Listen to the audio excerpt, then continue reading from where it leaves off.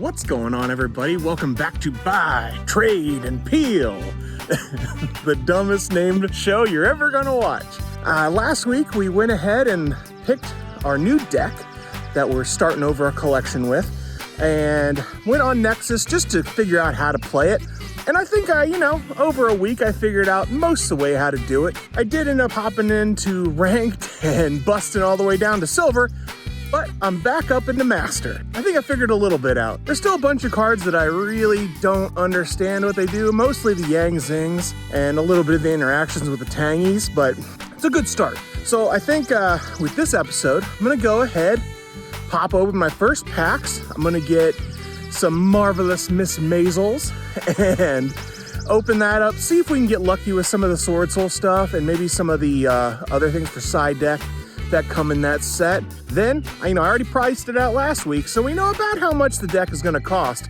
We'll go ahead, order that up, wait very patiently for those to come in the mail, and then do a deck profile. Maybe run through a combo just so we can get started playing it live, because you really don't know how to play it until you're playing it live. Okay guys, let's get into the office, see what we can get into. Getting into the Chancellor's office and my messy office. We've got 4 packs of Mavens. This set's still running about 20 bucks. So you have to get kind of lucky to make it worth it.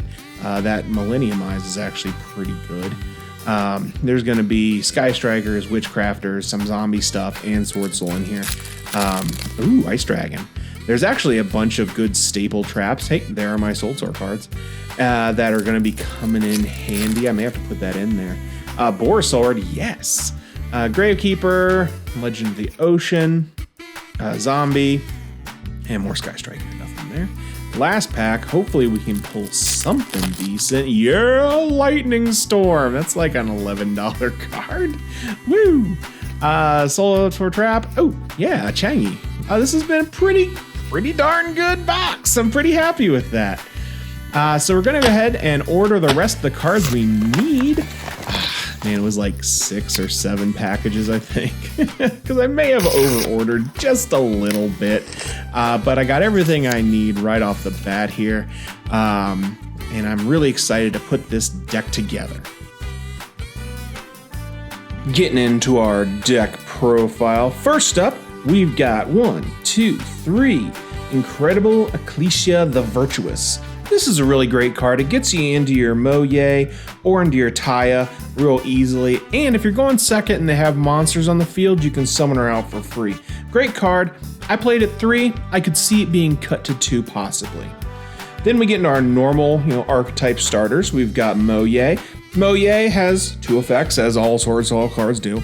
You summon her out, and then you get to just reveal a Tangy or a SwordSoul, and you summon a token, and that lets you get into your synchro plays. You definitely want to play her at 3, because when you synchro summon with her, you get a free search, and that works really great with Dextromech Monster that we'll get to eventually.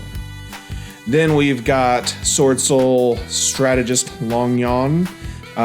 He's a little different because you reveal him, and then you get to summon him out, but you have to discard a Tangy or a SwordSoul card, so he has a little bit of a negative to him, but then he lets you get into your 10s, while Moye lets you get into your 8s.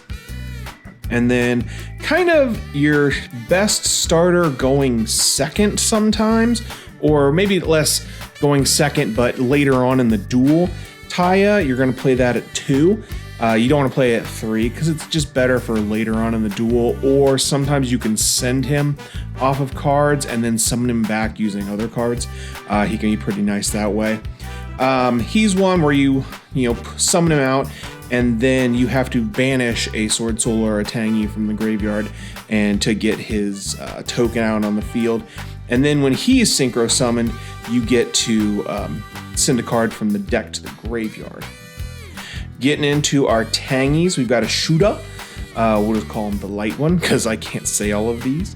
All of these are really cool because if there's no cards out on the field, you can then summon them out for free as a body to then link into. But his effect in the graveyard is banished, and you get to special summon a Tangy from the the deck, which is really cool. Then Vashuda, the dark one. This and Ashuda, the only ones you have to watch out for bestials.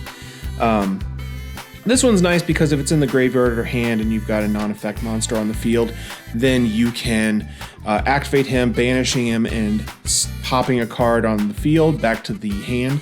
So if it's a normal card, it goes back to the hand, but if it's an extra deck monster, it goes back to the extra deck. So that's really nice. You want to play it at 3. Then we got Ahira, the Earth one. This one lets you target one of your banished worm monsters and add it to your hand, so that can come in really clutch sometimes once you're a little later in duels. And that's a tuner, so really nice. Really good one, Shathana, I think that's it. This one's pretty cool, works really well with your monk, because if you have a non-effect monster that gets destroyed, basically anyway, could be your effect, could be their effect, could be battle, you can banish this and then he comes back out of the field and you get to pop a card. So really nice card, good one at 1, because you don't really want to draw it, but you can bring it out of the deck somehow and it comes in very handy. Our Rhoda, we've got 3 SwordSoul Emergence. This is obviously just search any of your in-archetype cards, just a starter. Summit is kind of like a monster reborn for any of your archetype cards. I only want to play it at 1. It isn't something you want to open early on in the duel, but later on in the duel can come in really handy. Still playing the 1 Blackout. I kind of want to play 2, just because sometimes you banish it, sometimes in longer duels you wish you still had it. But I'm currently still playing 1 because I want to keep the deck at 40. But if we end up going any higher, I'll probably change that. Then we're going to play 2, Book of Eclipse. Book of Eclipse is monstrous in this format and with this deck, because it's good going first, it's good going second, because you can just set it on your turn and then hit them on their turn, or going into your second turn, you can just play it from the hand if you draw it. Just a great card, lets you get into your plays and gets rid of their monster effects basically. More getting rid of monster effects, Dark Ruler and more. I just like to play 2 of it in the deck because it's a blowout card. It's dead going first, but it's not too bad because you'll just hold on to it in your turn. Usually you're going to be able to put up some kind of board, so no matter how bad your hand is, you're not going to die on the next turn, and then you'll be able to just on the crackback go into this, set up your board, clear their board. Really nice. We're doing 2 Pot of Desires. Pot of Desires feeds your Qing Yang and just gets you to draw 2. And we play a lot of 3-ofs, so it's nothing that you're going to banish anything you need real bad. Then we play the 1 Feather Duster. Feather Duster I think is a necessity for this format, just because there's so many back row decks right now. 3 Ash Blossom. I did spend the extra money to get the gold rares because I just like playing gold rares. So Ash Blossom, obviously it's one of the best hand traps. You got to play it at 3. I do play 2 Nibiru. Nibiru is a great card going first or second, because if they do finish off your whole board, then you wait for them to just clear off your whole board. You hit them with this right at the end of their combo, and you kind of reset. And this deck is so good at crackback that a lot of times, if you can just hold them off from killing you and not be able to set up a board, you're going to be able to kill them the next turn. So great card. Last cards in the deck, we've got Infinite Impermanence. Infinite Impermanence, also good going first, good going second. You see a trend in my deck building. I like playing things that good in both. Obviously, you can play it from your hand if you don't have anything on the field, or you can set it up and you can negate one of their spell or trap cards. Okay, let's get into the extra deck. Extra deck, we've got Baron de Fleur. It's just an amazing rank 10, and it's almost always going to be in your opening combo. Then we've got Sinister. Sinister is a really cool card. It actually lets you draw if you already have it on the field and you do one more synchro summons, and it lets you burn for a ton of damage.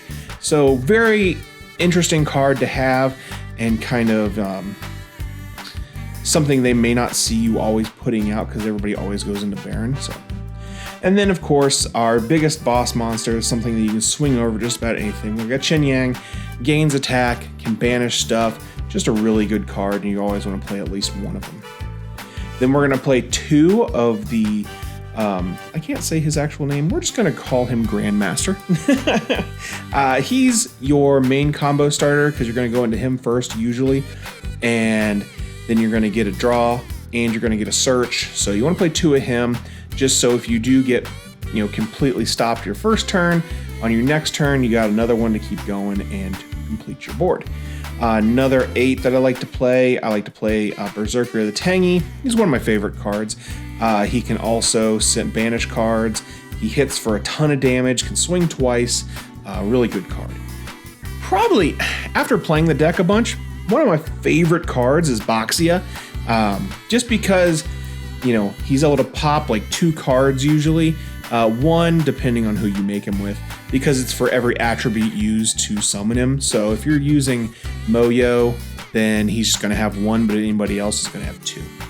And then, of course, you can pop him or somebody else to bring something back, which is really nice. You can use him with Taya to extend a little further. Pretty cool. The other 2 Yang Zings, the Dark and the Light, I do not know how to use them yet, so we'll get back to those later. Getting into our Monk and our Shaman. Monk's really good because you use the Tangies, you go into him, and then you can use those Tangies effects in the graveyard. Shaman's also really good because she works with your Monk, so if you're swinging with the non-effect monster, you get to pop a card. Also, you get to bring something back, so it's a good little thing. I play 2, 3. I play the 3 Monk because I think you just need it sometimes, and if you don't have it, then you're kind of screwed. And then, of course, we've got the 2 Dark Soul tokens from the Marvelous Miss Maven set. You're going to need at least 2 tokens. 3 would probably be good. I'm probably going to add 1 more to my deck just so I have it, because occasionally you could have 3 tokens. It has happened to me online before. Okay, that's it for the deck. I think it's looking pretty spicy. Chef's kiss, super spicy. I'm going to jump in. We're going to set this up, do a test hand, just to give you guys a quick look at a combo. In future episodes, we will go more depth on combos, different lines that you guys can look forward to as I get better at doing them. Okay, let's jump into it. Getting into this test hand, you really have to make sure to shuffle this up after you do a full deck profile. So we did a power shuffle. You really only want to do 1 of those, and then go ahead and do a bunch of shuffle, a bunch of cuts, and get your cards. See what we pull. We've got a Moye, a Nib, Book, Searcher, and a Tangy. This is the pimpest hand ever. So we're just going to go ahead and go into our Moye. Moye is then going to reveal our Tangy, and then we're going to get a level 4 water token, and we'll put that there. And we want to protect ourselves against Nibiru, so we're going to go ahead and use our Rhoda here to search our deck for another SwordSoul. We're going to get the Strategist, because if you go into your Baron beforehand, when you just have as your 5th summon, that protects you against getting Nibiru. So really nice. So we're going to go ahead and reveal him, and then we're just going to pitch our Tangy. That lets that be in the graveyard for our next turn. We need to activate it to get rid of one of their cards. So we're going to go ahead and Synchro 10 into Baron here. One thing you could do, if you didn't think they had Nibiru, you could go into your other SwordSoul, your Punisher one, and that's going to give you an extra draw when you do your next Synchro summon. So if you need to draw 2, like your hand wasn't very good, you could do that instead of getting the gate. So now we're going to Synchro for 8, and that's going to get us into our Grandmaster. Grandmaster, it's really important that you call your chain links correctly, because you can chain block according to what you need. So if you need the draw, chain link accordingly. If you need the search, chain link that way. So we're going to go 1, 2, goes in reverse. So if they did ash, they would ash the Moye and not the search that we had. So really nice. So we got another Strategist, and then we're going to go ahead and just pick up a Blackout. It's always nice when you can get that Blackout to hand. Another thing with Blackout, if you needed a token, say they asked something, you could banish it off of this effect, and that would get you a token. So if you needed that extra token, you could get it that way as well. You just wouldn't have the interrupt on their turn. So we're gonna go ahead and place the book, and that's basically our board right there. We have a nib, we've got 2 negates, we've got our Blackout, and we have our book. And if they do somehow clear our whole board, we can Nibiru. One really cool thing about the book and Baron is if you do book Baron and you've already used his effect once, on your turn, if he's still there, you can flip him back over and then he has his negate again, because it's just once while he's on the board. And when they're face down, it doesn't count as being on the board. So it's a really cool interaction with Book Eclipse. So yeah, really consistent deck, really fun, still just kind of learning my way through it, but I'm starting to get a lot better on the little interactions in between the Banish and the Graveyard. Those are kind of the most difficult things to learn. But that is going to be it for me today. Thank you everyone for watching this far into the video. Hopefully you guys are enjoying this, and hopefully you tell your friends, your neighbors, that weird lady with cats down the hallway, I think she needs some friends. Have her subscribe too.